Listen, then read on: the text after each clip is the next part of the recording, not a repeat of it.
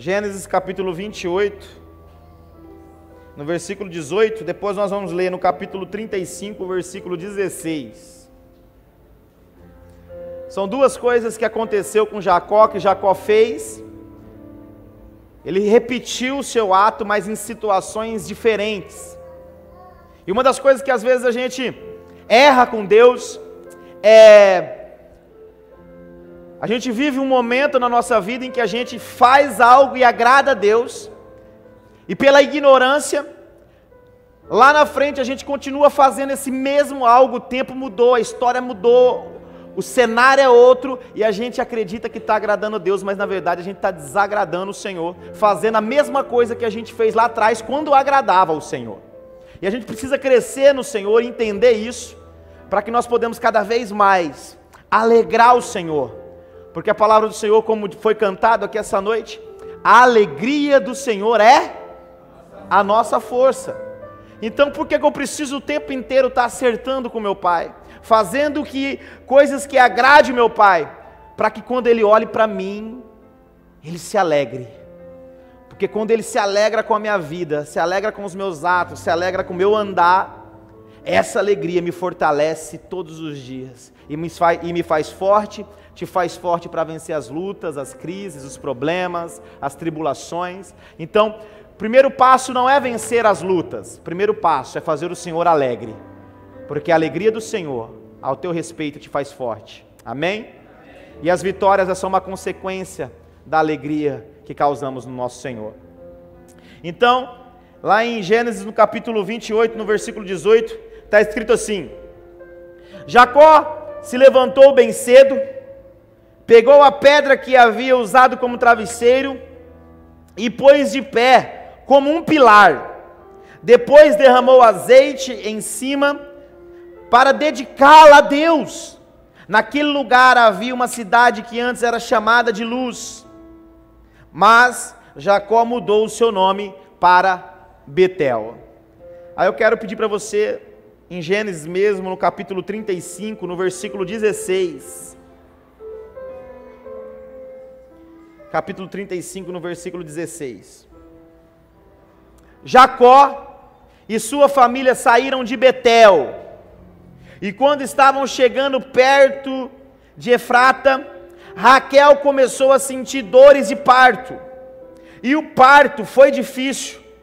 Quando as dores estavam no ponto mais forte, a parteira disse: não tenha medo, você vai ter outro filho, homem. Porém, ela estava morrendo, e antes de dar o último suspiro, chamou o menino de Benoni, mas o pai pôs o nome nele de Benjamim. Assim Raquel morreu e foi sepultada na beira do caminho de Efrata, que agora se chama Belém. Jacó pôs sobre a sepultura uma pedra como um pilar, e ela marca o lugar da sepultura até hoje. Amém? Irmãos, primeiro a gente precisa entender Jacó. Jacó, ele teve dois sonhos na vida dele, dois ideais, dois projetos de vida que ele lutou para ter, trabalhou para ter, buscou ter. Primeiro era ter a bênção do primogênito, ter a bênção a promessa que estava sobre Esaú, que era o primeiro, que era o primogênito. Ele queria a bênção, ele queria a promessa de ser o sucessor do seu pai Isaac. Então ele planejou, ele lutou com sua mãe, ele criou situações para que ele pudesse ter essa bênção. E aí ele conseguiu. Devido a ele ter conseguido essa bênção, ele teve que ir embora da cidade, ele teve que deixar a casa do pai, deixar a casa da mãe, e ir embora para a terra de Labão. Ele teve que sair de Arã, de Berseba, para ir para Arã, onde era a terra do seu tio Labão. Então ele conseguiu ter o primeiro objetivo dele, que foi ter a bênção do primogênito. Então ele partiu, deixou tudo para trás e foi embora. No meio do caminho, numa noite, ele dorme, ele dorme, ele pega uma pedra e coloca essa pedra como travesseiro e dorme, e coloca a cabeça sobre ela e dorme. E a Bíblia relata que ele teve um sonho, e esse sonho ele viu uma escada, onde anjos subiam e desciam, e a Bíblia diz que ele teve até muito medo, e quando ele acorda ele fala, esse lugar é o lugar onde Deus está. Então a Bíblia diz que ele edifica uma pedra, ele levanta uma pedra, essa mesma pedra que estava deitada, ele coloca de pé, numa forma de uma coluna, derrama sobre ela azeite, e ele fala, aqui é Betel. Betel significa o quê? Casa de Deus. Pastor, mas o que é isso? Levantar uma pedra, derramar azeite sobre ela. Se você começar a olhar no Antigo Testamento, você vai ver que vários homens de Deus levantavam memoriais aonde Deus tinha estado com eles.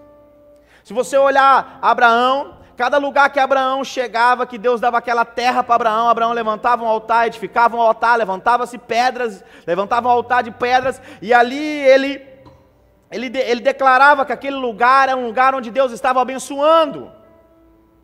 Se você olhar para Josué, quando Josué atravessa, Deus abre o rio Jordão, ele atravessa com todo o povo de Israel, quando ele termina, ele levanta um altar com 12 pedras, ele faz um memorial, todas as vezes que uma pedra, uma coluna de pedra é levantada,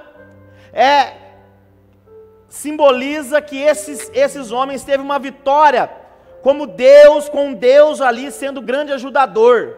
O milagre de Deus estava ali. Essa pedra, essa torre, essa coluna simboliza que a coluna verdadeira que sustentou foi Deus. Então esses homens, eles criam memoriais. Só para os irmãos entenderem, outro exemplo, quando Samuel, junto com Israel, venceu os filisteus, ali na região de Mispa, eles edificaram também uma coluna de pedras que se chama Ebenezer, que significa, até aqui o Senhor nos ajudou. Amém? Então, se você for ver na história da Bíblia, você vai ver os homens que tinham relacionamento com Deus, levantando memoriais de vitória. Um exemplo, um memorial que nós fazemos todos os meses na igreja, uma coluna que todos os meses fazemos e derramamos o azeite sobre ela, é a Santa Ceia. O que Jesus nos ensina quando Ele está falando com os discípulos? Fazer isso em memória de mim. A memória da vitória, a memória da salvação. Então todos os meses aqui a gente levanta a nossa coluna, a gente mostra aqui, a gente em comunhão com a igreja, a gente mostra, a coluna desse lugar é Jesus. Estamos aqui hoje por causa de Jesus. Então esses homens de Deus como Jacó, Isaac, Abraão, Josué, Samuel, você vai ver as histórias que aonde eles tiveram vitórias com Deus, onde Deus os ajudou, você vai ver que eles levantaram colunas de pedra memoriais, para todas as vezes que alguém passar ali saber que Deus esteve naquele lugar com tal pessoa.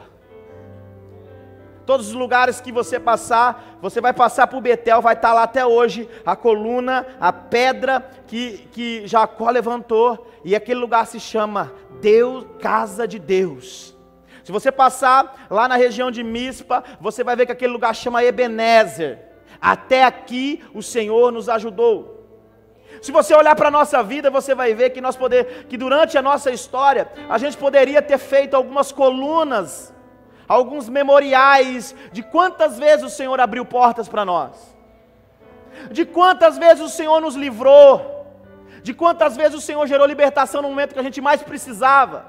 Temos memória disso ou não?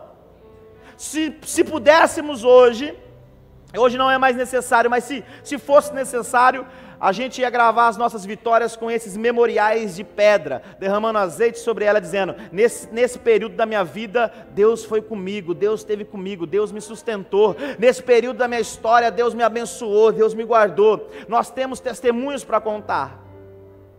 Então Jacó, amados, Quando ele estava indo para a cidade de Labão, para a terra do seu tio, ele teve um encontro com Deus, e nesse encontro Deus prometeu, entregou promessas a ele. E ali ele constrói, ele levanta essa coluna de pedra e diz: aqui se chama Betel, casa de Deus. E ele continua a sua viagem. Ele chega na terra de Labão, ele conhece Raquel, se apaixona, a filha mais nova de Labão. Então, cria-se um vínculo, cria-se um relacionamento, e ele diz para o pai de Raquel, Labão: olha, eu quero casar com a sua filha, eu quero constituir família com ela. E Labão fala para ele: então tá bom, você quer casar com a minha filha, então você vai trabalhar 7 anos, você vai dedicar o seu tempo, a sua história, a sua vida, o seu trabalho, o seu conhecimento, você vai dedicar ele para mim 7 anos. Jacó, na hora, no imediato, ele aceitou o acordo, aceitou a proposta do tio, porque o primeiro sonho, o primeiro projeto dele era ter a bênção do primogênito. Agora, o segundo projeto, o sonho dele é casar com Raquel. E quando a gente está sonhando, quando a gente quer, quando a gente tem projeto, não importa, amados, quando você quer tanto, quando você deseja tanto, quando você almeja tanto, 7 anos para você é como 7 dias. Você não importa quanto você vai trabalhar, você não importa quanto você vai se dedicar, você não importa quanto você vai investir para ter aquilo que você tanto sonha. E Raquel era um sonho de Jacó. Então ele vai ali, trabalha 7 anos, chega o dia do casamento. Só que Raquel tinha uma irmã mais velha, e a cultura da região de Labão, a cultura daquelas pessoas ali na região de Labão, era que a irmã mais velha tinha que casar primeiro. Só que eu entendo que devia uma irmã, Raquel, ser bonita e a outra mais ou menos. Mais ou menos. Né? Porque quando você olha para a Bíblia, o que acontece? Labão coloca a irmã mais velha de Raquel, a filha mais velha, para casar primeiro. Quando você olha para a Bíblia e vê Jacó tão indignado, tão triste, tão aborrecido, você deduz que não devia ser coisa boa, né?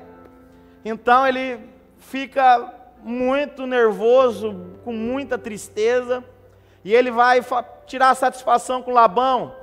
Por que você fez isso comigo? Foi porque minha cultura, se lá na tua terra você não respeita regras, aqui tem regras.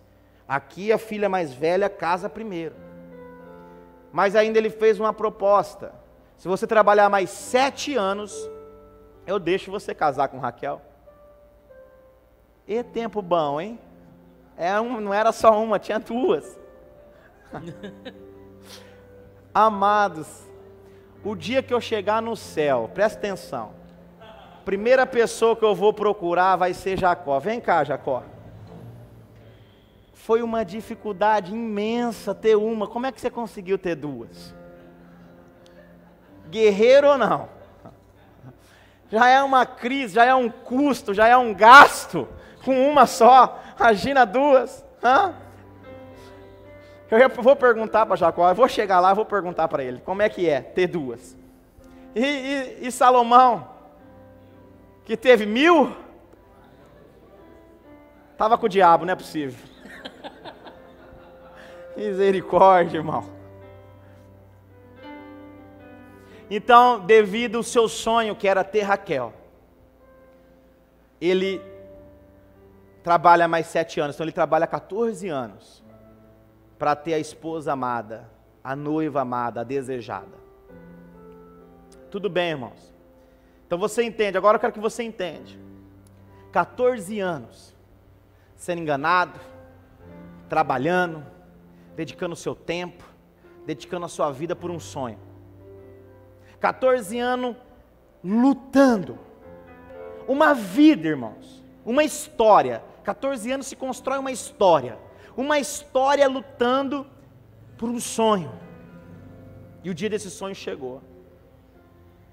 Quando ele consegue ter a mulher dos sonhos, quando ele consegue realizar os sonhos, ele fala assim: meus sonhos estão conquistados, eu tenho a bênção do primogênito, e eu tenho a mulher dos meus sonhos.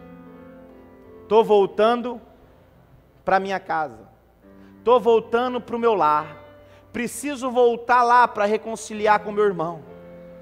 Aqui eu só estou de passagem, eu trabalhei, eu lutei, eu busquei, mas eu vou pegar minha família agora, o meu gado, os meus funcionários. Ele enricou, ele trabalhou, ele prosperou. A Bíblia diz que tudo, isso era a bênção do primogênito. Onde ele colocava as mãos, ele prosperava. Ele cresceu, prosperou, teve mulher dos sonhos. Cara, ele estava realizado. Aí ele falou assim: agora eu preciso voltar. Eu preciso voltar. E a ordem de Deus é para que ele voltasse para Betel. Porque, amados, Betel significa o quê? A casa de Deus. Sua vida só tem sucesso quando você está dentro da casa do Senhor. Sua vida só tem sentido, o seu sucesso lá fora, quando você está no lugar aonde Deus está. Posso dar um exemplo para vocês? Quantas pessoas têm de tudo lá fora, mas vive depressiva, angustiada, triste, sem motivo de ser feliz, com tudo, porque ela não está em Betel.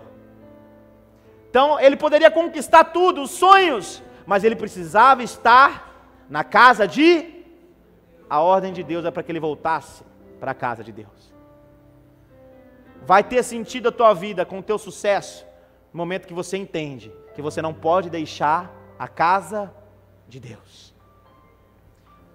Então ele está voltando, e Raquel está grávida, está gestante. Ele está voltando com a mulher embora. Chega lá na região, a mulher começa a passar mal para ter a luz. E aí chama-se a parteira, e a parteira vem e começa a fazer o parto. E ela começa, a Bíblia, o texto que nós lemos aqui nos diz que ela começa a passar mal, muito mal. E a Bíblia nos fala que ela morreu. 14 anos lutando pelo sonho. 14 anos entregando a sua vida. 14 anos da tua história. Talvez você tenha vivido 5, 10, 20, 30, entregando a sua vida por um propósito, por um objetivo. E quando você decidiu voltar para a casa do Senhor, aquilo que você tanto lutou, morre. Aquilo que tanto você entregou a tua vida, você diz: eu estou voltando para a casa do meu Pai. Eu estou voltando para o lugar aonde Ele quer que eu esteja. E um dos meus sonhos morre no meio do percurso. Não sei se você percebeu, tem pessoas que quando se reconciliam com Deus, ou quando começa a vir para a igreja, ou começa uma caminhada com o Senhor, parece que as coisas vão ficando mais difíceis. Alguém já passou por isso aqui? Na conversão, ou num acerto, numa reconciliação. Eu já cansei de ouvir: pastor, eu estou me reconciliando com o Senhor, mas as coisas parecem estar ficando mais difíceis. Alguém já passou por isso? A irmã levantou a mão, o Davi levantou a mão, né? Pastor, pastor, o senhor está falando que Jesus é bom, mas eu estou indo para Jesus, eu estou indo buscar o Senhor, e parece que as coisas estão ficando mais difíceis ainda, parece que aquilo que eu tanto queria está ficando tão mais longe. Isso faz parte. Mas eu quero te mostrar algumas coisas aqui importantes. Todos esses exemplos que eu citei, que homens levantaram memoriais, foram porque eles tiveram vitórias. Porque Deus estava com eles. No momento em que Raquel morre, esse era o momento em que Jacó não podia levantar uma coluna. Ele não podia levantar um memorial. Um dia perguntaram para Jesus assim: Jesus, o que eu faço para ser um seguidor, para ser um discípulo? Larga tudo, vamos andar comigo, vem que nós vamos caminhar junto. Eu quero, vamos junto. Aí ele falou assim: não, então deixa eu voltar lá, que eu preciso enterrar um parente meu, morreu, preciso velar ele, enterrar. A hora que eu terminar, eu vou. Jesus falou assim: deixa os mortos velarem os mortos. Você sabe o que acontece, irmãos? A gente faz como Jacó. No momento das nossas percas, no momento que a gente perde, a gente levanta um memorial, e a Bíblia diz, a idade dessa história tem 3.700 anos. 3.700 anos. 1.700 anos antes de Cristo. E 3.700 anos para a data de hoje. Só para vocês terem uma ideia. 1.700 anos. A coluna de pedra que Jacó levantou por Raquel, 1.700 anos, os judeus passavam ali, paravam ali e choravam ali. Lugar de morte, lugar de tristeza. Aonde foi esse lugar? Em Belém. Esse lugar se tornou referência para os judeus. Esse lugar em Belém se tornou referência para toda a Judéia. Um lugar onde todos paravam, encostavam e choravam. Se tornou referência à perca de Jacó. Vou dar um exemplo. Ô, irmão, você vai lá naquela cidade, naquele endereço e você vai pegar um documento para mim. Aonde que é, pastor? Vamos mudar. Irmão, amigo, você vai lá buscar um documento para mim, tal endereço. Onde que é, Tiago? Um exemplo. Sabe aquele rapaz que tinha 2 crianças, que levou um chifre, que a mulher traiu? É perto. É lá perto, é perto da casa dele, é vizinho. Ah, daquele rapaz que foi traído, que a mulher foi embora com outro? É. Olha o memorial. Referência. Vai lá. Ah, não, então eu sei onde é. Deixa que eu vou. Ô, vai lá buscar uma Coca-Cola para mim, naquele bar que está ali perto. Aonde que é o bar, Tiago? Você sabe aquele rapaz que teve aquela empresa e ele faliu, quebrou? Ele está lá agora, a empresa dele... Ah, aquele que tentou já várias vezes, não deu certo? É, lá mesmo. Ah, então tá bom, eu sei onde é. A gente tem feito e a gente tem chorado com os nossos memoriais. E os nossos sonhos enterrados têm sido referência para as pessoas. Eu não estou dizendo que você... Irmãos, uma das coisas que a gente precisa aprender na nossa vida como crente, não é porque a gente é crente que a gente não vai perder.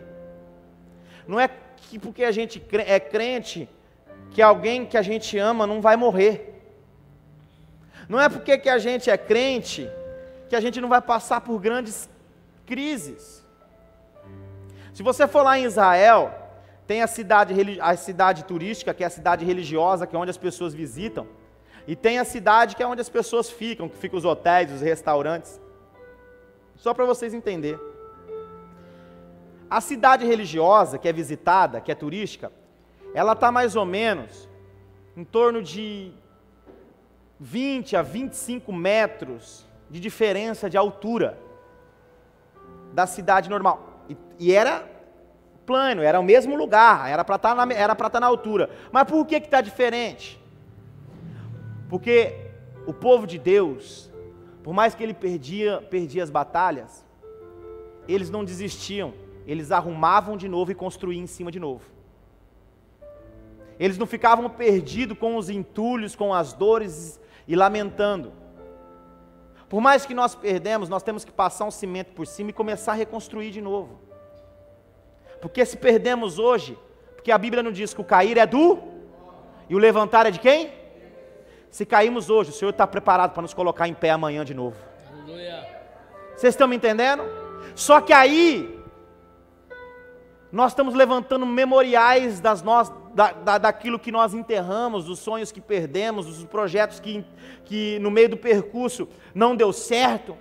Você pode falar, pastor, mas eu lutei a vida inteira, eu fiz como Jacó, eu dediquei o meu tempo, eu dediquei a minha vida, eu dediquei minha história, eu dediquei meu conhecimento, foi 14 anos lutando por Raquel. Talvez a sua empresa chama Raquel, talvez o teu casamento chama Raquel, eu não sei em que setor da tua vida, talvez você dedicou a tua vida inteira por um ministério, eu não sei o que, mas quando você achou que estava tudo bem, que você tinha tudo sob o controle, um dos sonhos morre. E aí quando você levantou vários memoriais, você tinha vários memoriais para contar as tuas vitórias. Quando a gente viaja, vai fazer um passeio, ou quando a gente está numa festa com os amigos, o que a gente faz? O que a gente faz? Tira foto. Para a gente ter o quê? Ter como recordação, ter como memória dos nossos momentos bons e alegres. Naquele tempo não tinha iPhone, não tinha celular, não tinha nem máquina. Então como é que eles faziam isso? Eles construíam memoriais, eles levantavam pedras, colunas e diziam, Deus está aqui. Nós mesmos hoje como igreja, a gente tira uma foto feliz da vida, contente, às vezes com o ministério, com aquilo, com a família, e a gente coloca, Deus está comigo, Deus é bom. A gente não faz isso? São memoriais que nós construímos. Mas também quando perdemos, criamos memoriais e choramos em cima dele. E as nossas derrotas se tornam referência para as pessoas. As nossas derrotas se tornam motivo de zombaria. As nossas derrotas se tornam motivo das pessoas passarem na frente e dizer, ali foi onde Jacó enterrou. Ali foi onde o cara faliu a empresa. Ali foi aonde o casamento acabou. Ali foi aonde ele perdeu. Ali foi onde a igreja fechou. As pessoas tornam-se referência. E a gente fica lamentando, a gente não consegue viver o novo do Senhor, porque a gente está envolvido com a pior memória. Enquanto a gente tem várias memórias, a gente está preso na que perdemos. Vamos lá, vou dizer para vocês agora. Pastor, o que eu faço para me livrar do meu passado? Porque hoje um dos motivos da minha tristeza, pastor, é porque meus negócios não deram certo. Ah, pastor, um dos meus motivos de ser triste, o meu memorial da tristeza, o meu Raquel enterrado, é porque eu não consegui dar certo no meu relacionamento. Como é que eu faço para me livrar disso, pastor?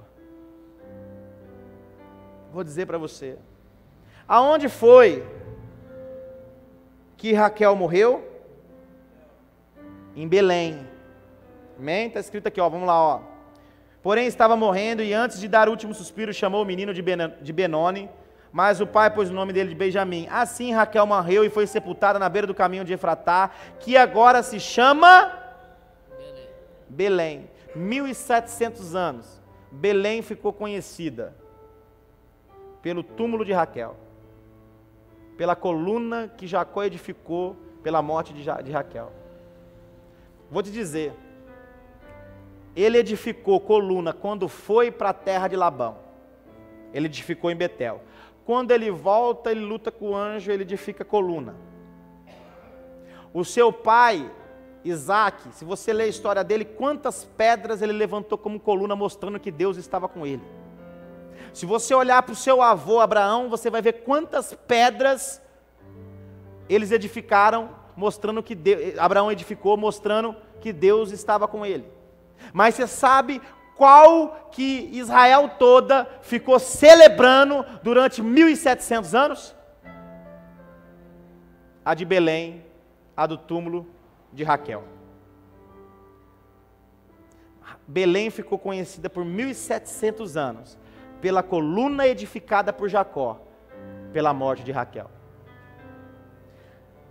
A questão é que as pessoas olham para a gente e nos identifica, não pelas nossas vitórias, mas sim pelas nossas derrotas. E a gente se prende nisso. Pastor, então diz aí, como é que eu me livro disso? Pastor, me diz aí qual que é a saída para mim abandonar isso. Qual foi o lugar que, vamos lá mais uma vez, qual foi o lugar que Raquel foi enterrada?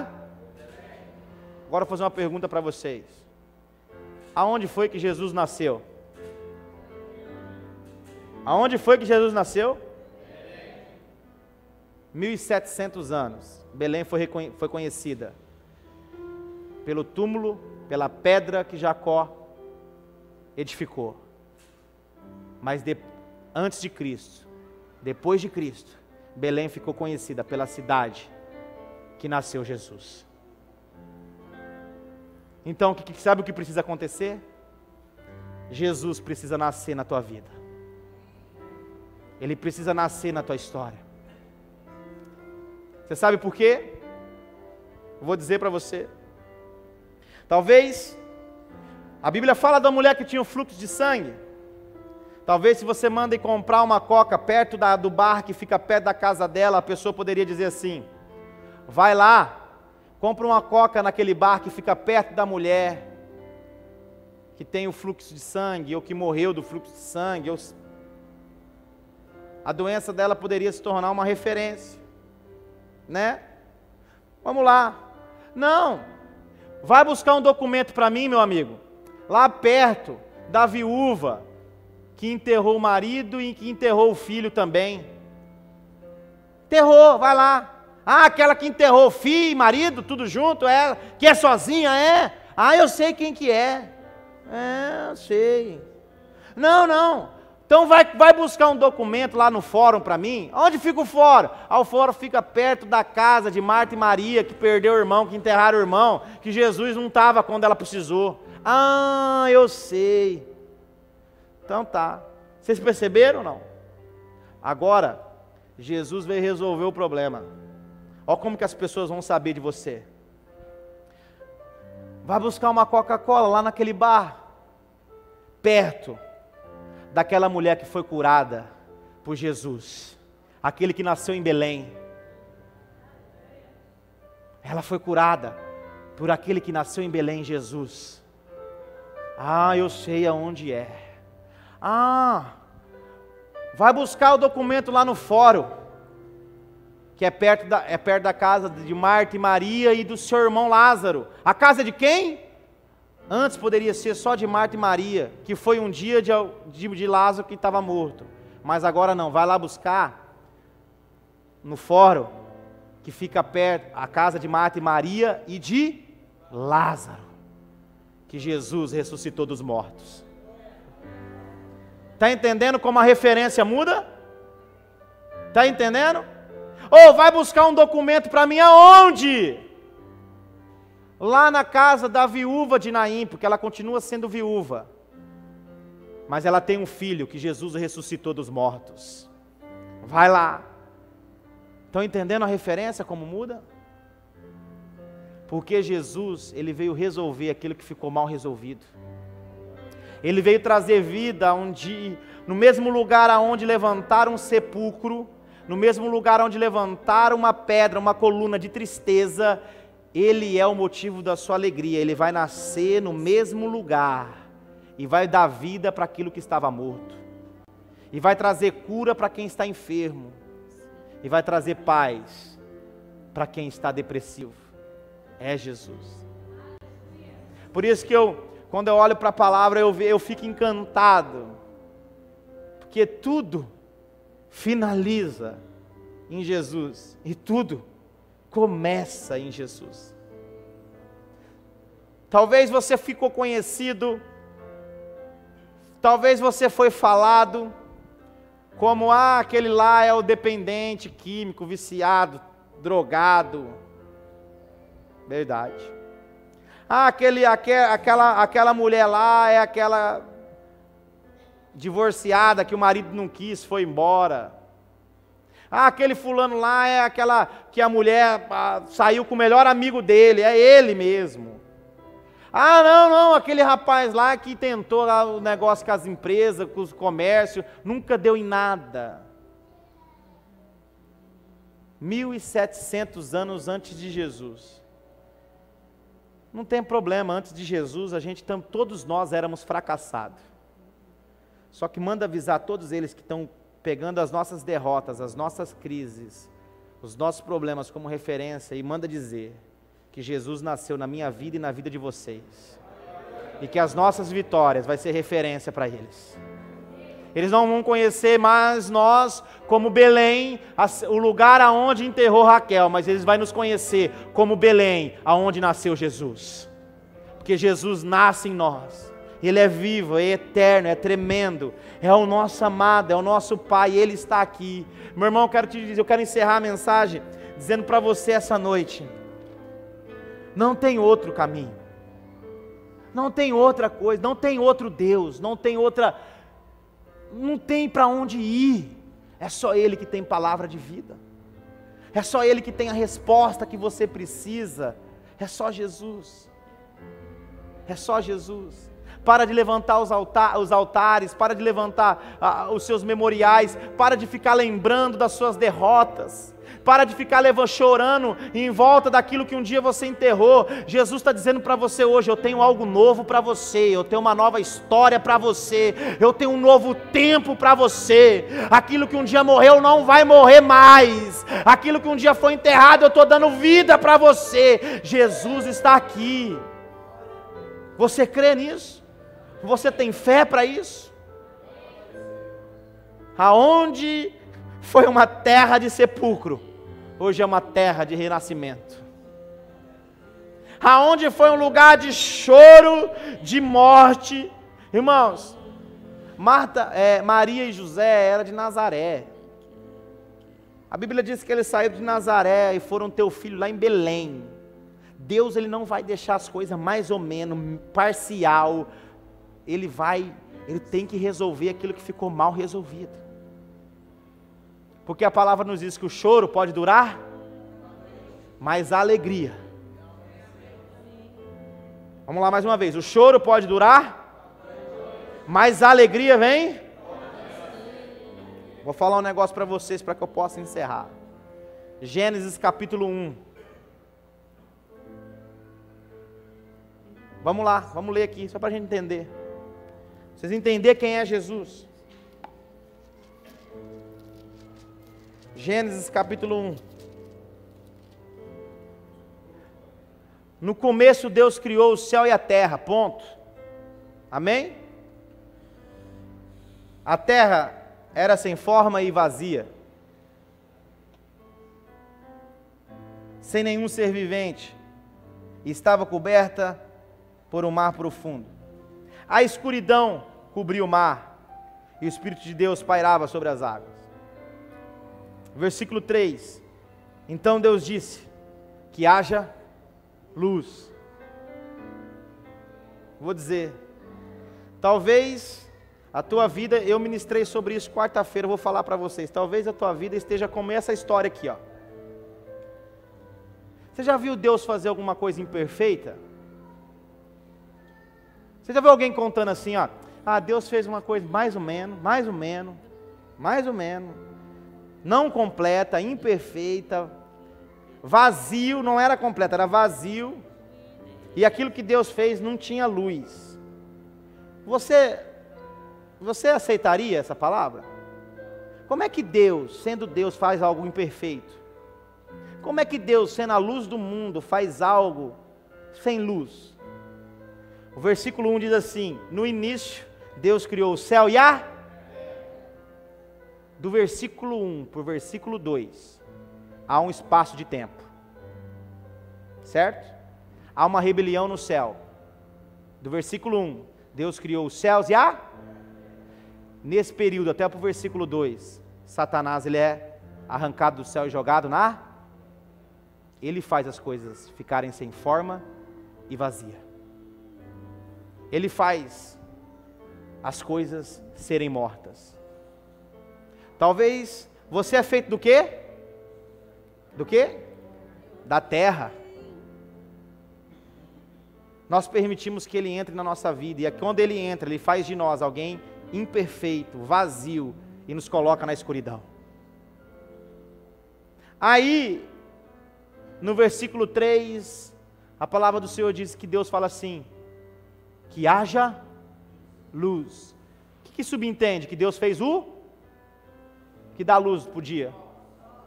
Aí você vai lá no versículo 13 e 14. Do terceiro dia para o quarto dia, a Bíblia nos diz que Deus faz 2 luminares, um que governa a noite e outro que governa de... Então do terceiro para o quarto dia é quando Deus faz o sol. Então a Bíblia está errada, pastor. Vamos lá no Evangelho de João, no capítulo 1. Vocês vão entender quem é Jesus. Se a gente não saber quem é Ele, a gente fica perdido. Só tem razão quando a gente só tem sentido a nossa vida quando a gente descobre quem é Jesus. No começo, lá no princípio,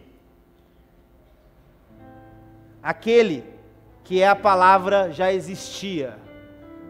Ele é o Verbo, e o Verbo se fez? Lá no começo, quem é a palavra já existia. Ele estava com Deus e era Deus. Desde o princípio, a palavra estava com Deus. Por meio da palavra, Deus fez todas as... Então eu quero dizer para você, que quando Deus fez tudo perfeito, Satanás caiu e se tornou imperfeito e vazio e com trevas. Você é essa terra, entende que você é essa terra. Você é Belém, um lugar de tristeza, de enterro, de velório e de choro. Certo? Um lugar escuro, um lugar por 1700 anos pessoas olharam e choraram. Um lugar que se tornou a referência porque alguém enterrou um sonho. Então você é essa terra criada por Deus, que Deus te criou perfeito, a imagem e semelhança dele. Só que Satanás entrou, ele caiu nela e fez uma terra vazia e colocou em trevas. Então Deus olhou e disse assim: que haja... Quem é a luz do mundo? Então ele lança Jesus, porque no princípio tudo se foi feito nele, tudo se foi feito com a palavra, e ele é a palavra. Então entende que o princípio de tudo, Jesus já estava. Ele é o começo, ele é o início, ele é Deus, ele é tudo. Por isso que passa-se anos e anos e anos, Belém está lá chorando, triste, velando, chorando diante de uma pedra, de um memorial que Jacó construiu. Ele poderia muito bem nascer em Nazaré, ele poderia muito bem nascer em outro lugar, nascer na cidade que os pais deles moravam, que era José e Maria. Mas não importa onde você esteja, Ele vai te achar para nascer em você. Aonde tem escuridão, tem trevas e há algo imperfeito, Ele vai ser a luz para te fazer perfeito novamente. Então eu quero dizer para você nessa noite, meu irmão, não importa quanto o diabo tente contra a tua vida, não importa quanto ele se levanta, não importa tanta destruição que ele já tentou contra você, Jesus, Ele vai nascer em você novamente quantas vezes for necessário. Quantas vezes for necessário, Ele vai vir e vai nascer de novo. Por isso que eu digo para você, não tem porquê nós estarmos aqui. Talvez você pode falar assim: pastor, a tua mensagem que o senhor ministra todo domingo, o final dela sempre é o mesmo, que é Jesus. A gente pode, irmãos, eu já li a Bíblia inteira. A gente pode mudar histórias e histórias. Eu vou vir aqui, eu vou contar a história de Jacó para você hoje. Amanhã eu vou contar de José. Amanhã eu vou contar de outro, de Naamã. Vou contar de outro. Mas o final da história é o mesmo. Se você não vier para Jesus, você não tem vida. Ele é a porta. Ninguém vai ao Pai senão por Ele. Ele diz: conhecerás a verdade e a verdade vos... Só existe uma verdade, a verdade é a palavra, e Ele é a palavra. Ele diz: eu sou a luz do mundo. No meio de uma escuridão, quando você não enxerga nada, você precisa de luz para poder caminhar. Ele é a luz que você precisa. Quando você... Ele diz, um dia ele pegou uma prostituta e falou assim: olha, se você soubesse quem eu sou, o maior erro do ser humano é acreditar em tantas coisas que os outros contam e não acreditar em Jesus. Ela começou, a prostituta, a samaritana, ela começa, pastor Anderson, discutir com Jesus. Olha, você é judeu, você não pode vir aqui em Samaria, porque os samaritanos não se relacionam com os judeus, e os judeus não têm vínculo, porque vocês adoram lá na Judéia, e nós adoramos, ela dando uma lição de moral em Jesus. Aí ele só fala assim: se você soubesse quem eu sou, você pediria água para mim, e eu tenho água da vida. Se você beber da água que eu tenho para te dar, jamais você terá sede. A gente está tão preocupado com a religião, quem canta onde, quem toca onde, quem vai à igreja tal, quem vai na igreja tal, e a gente fica tão preocupado com como a igreja está, como isso está, quem toca, quem canta, quem sobe, quem faz, quem vai, a igreja tal é isso, a igreja tal, a igreja lá é melhor que a minha, a igreja tal. Aí Jesus, eu fico imaginando Jesus chegando diante da gente falando assim: se vocês soubessem quem eu sou, você não perderia tempo com isso. Porque eu não estou à procura de quem adora na Judéia, eu não estou à procura de quem adora em Samaria, eu não estou à procura de quem adora no Brasil para Cristo, ou quem adora na Assembleia, ou quem adora na Quadrangular, ou quem adora na igreja 1, 2 ou 3, eu estou à procura dos verdadeiros adoradores. Ele disse: eu sou a água da vida, se você tiver sede, corre a mim. Não, mas o meu problema não é sede, meu problema é fome. E eu tive tanta fome, irmão, tive que até operar o estômago. Mas foi ao nome de Jesus. No meu problema não é sede, é fome. Ah, é fome? É fome? É fome? Vamos lá então. Seu problema é fome? 15 mil pessoas ouvindo ele pregar. Ele fala para os discípulos: dê de comer para eles. Dê de comer para eles. Jesus sabe o que é? É o que a gente tem aqui, não dá nem para a gente. O que tem aqui, a gente, nós temos que dar um jeito para ver se a gente consegue comer o que tem aqui. Aí aparece uma criancinha, com um cestinho, com 5 pães e 2 peixes. Por isso que ele diz, para a gente ser como criança. Não é para ser como criança nas atitudes, mas é ser como criança na fé. Porque uma criança, ela entende que com 5 pães e 2 peixes, ela subentendeu que ela podia ajudar. Jesus não quer que você faça a obra por inteiro. Ele quer que você só seja o instrumento, porque a obra quem faz é Ele. Ele não quer que você faça um milagre, que você cura o cego, que você faça coisas extraordinárias.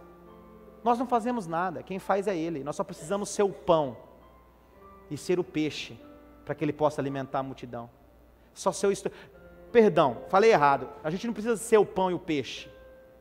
A gente só precisa ser o cesto, porque o pão é Ele. Ele é o alimento. Eu sou o cesto. Talvez você desprezaria 5 pães e 2 peixes diante de uma grande multidão. Mas talvez também você não acreditaria que o filho de um carpinteiro mudaria a história do mundo. Não é? Então, se o problema seu é fome, não tem problema. Ele alimentou 15 mil pessoas com 5 pães e 2 peixes. Só seja o cesto. Só seja o cesto. Então, meus irmãos, nós podemos pregar o que tiver aqui, antes dele, o Antigo Testamento, e o Novo Testamento, pós ele, com os apóstolos, com os discípulos. Tudo finaliza nele. Tudo começa nele. O passado foi criado para um propósito no presente. E o presente, tudo que a gente faz hoje, ele está ativando o nosso futuro amanhã. Por isso que ele diz, todos uma vez por mês, quando a gente chega aqui e a gente vai fazer a Santa Ceia, e ele diz para os discípulos: façam isso em memória de... Você já viu Jesus perder uma guerra? Você viu Jesus perder uma batalha? Jesus tem uma... irmãos, vou falar um negócio aqui. Você pode pegar o maior lutador de todos os tempos, ganhou várias lutas, conquistou tudo certinho, vai chegar um tempo que ele vai morrer, não vai? O cara mais rico, bilionário, trilionário do mundo, conquistou tudo que ele podia conquistar, mas vai chegar um tempo que ele vai morrer. Vamos lá, Santo Antônio, São Benedito, São João, Santo... Nossa Senhora Aparecida. Tem alguém vivo aí? Hã? Quem é o único que venceu a morte? Ele não perdeu nenhuma batalha, nenhuma guerra. E principalmente, porque você pode pegar um homem e dizer assim, eu conquistei todas as minhas lutas, eu venci. Todas as minhas batalhas, a gente pode até encontrar alguém vencedor. Mas no final da conta ele vai perder para a morte. É ou não é? Agora, o nosso Jesus não. Ele venceu a morte. Ele nunca perdeu uma batalha. Ele nunca perdeu uma guerra. E principalmente venceu a morte. Aí ele disse para os discípulos, façam isso em memória de... Ele estava dizendo para os discípulos, celebrem a minha vitória. Então pare de celebrar suas derrotas. Porque o Jesus que você serve, e o Jesus que é o motivo de você estar aqui essa noite, Ele é vitorioso. E se Ele é vitorioso, e nós estamos nele, e junto com Ele estamos no Pai, nos faz ser vitorioso também. Então esquece o passado, não deixe que o teu passado influencie o teu futuro. Se lá atrás você perdeu, se lá atrás você enterrou, não importa. O importante é que hoje, Jesus está nascendo na minha vida, e algo novo Ele está fazendo hoje na minha história. Amém?